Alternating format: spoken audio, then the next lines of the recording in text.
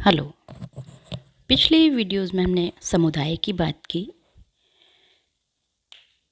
जिनमें समुदाय की कुछ विशेष तत्व या आधार होते हैं और उनके आधार पर हम गांव, शहर, देश, राष्ट्र आदि को समुदाय मान सकते हैं।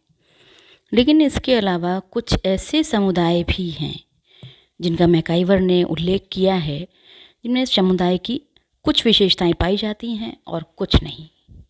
इनको वो सीमावर्ती समुदाय यानी कि बॉर्डर लाइन कम्युनिटी कहते हैं। तो ऐसे कुछ उदाहरण उन्होंने लिए हैं, जिनमें पहला है जाति। जाति समुदाय है या नहीं, इसको उन्होंने विशिष्ट आधारों पर डिफाइन किया है कि जाति में हम की भावना भी होती है, व्यक्तियों का एक समूह तो है ही, और हर जाति का एक विशेष नाम भी होता है। तो इसलिए समुदाय कही जा सकती है। हालांकि इसका स्वतः विकास वाली अगर बात करें तो नहीं हो सकता, लेकिन अब ये एक विशेषता नहीं है। प्रत्येक जाति के कुछ सामान्य नियम भी होते हैं जिनके माध्यम से इनके सदस्यों को नियंत्रित किया जाता है, और इन विशेषताओं के आधार पर कुछ लोग जाति को समुदाय कह देते हैं। लेकिन इसमें एक प्रमुख आधार भौगोलिक क्षेत्र का पूर्ण अभाव है, और भौगोलिक क्षेत्र के अभाव में हम जाति को समुदाय नहीं मान सकते, क्योंकि हर जाति के लोग पूरे देश में बिखरे होते हैं, अलग अलग जगह बिखरे होते हैं। एक और यहाँ पर आपत्ति आ सकती है कि एक जाति अनेक उपजातियों में भी बटी होती है, और ऐसी स्थिति में जो हम की भावना होती है वो केवल जाति के लिए केंद्रित न होकर उपजातियों में भी बट जाती है।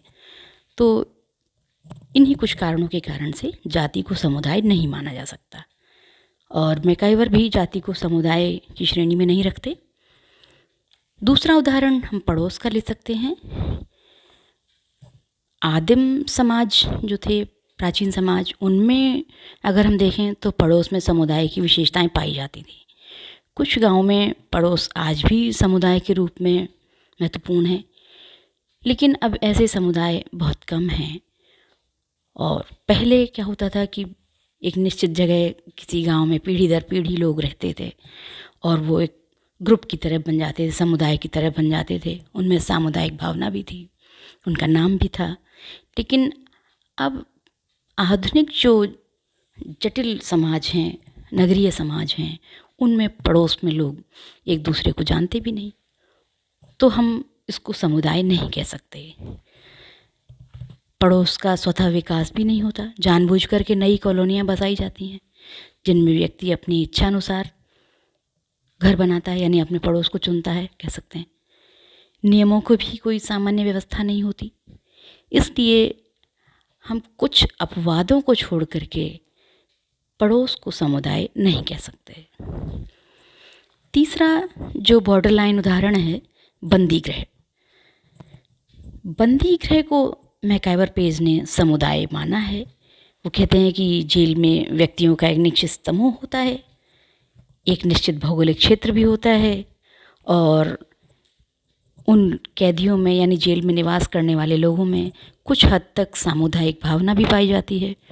तो इसलिए मैकाइवर पेज इसको समुदाय मान लेते हैं। शरणार्थी शिविर का उदाहरण भी ऐसा ही हो सकता है। हालांकि ये समुदाय थोड़ा सीमित है, लेकिन फिर भी मैकाइवर पेज ने इसको समुदाय की श्रेणी में रख लिया है। परंतु कई लोग इस मत से पूर्णतः सहमत नहीं हैं, और उनके अनुसार कई विशेषताएं जेल में नहीं पाई जाती।